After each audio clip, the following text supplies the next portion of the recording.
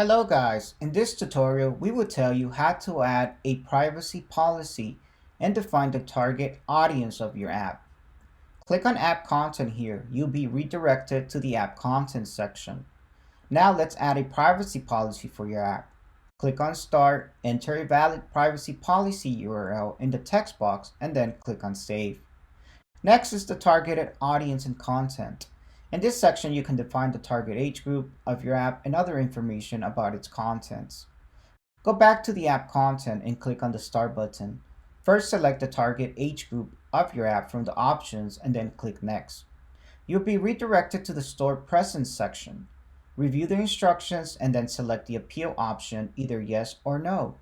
Once done, click on Next. Here you can check your summary.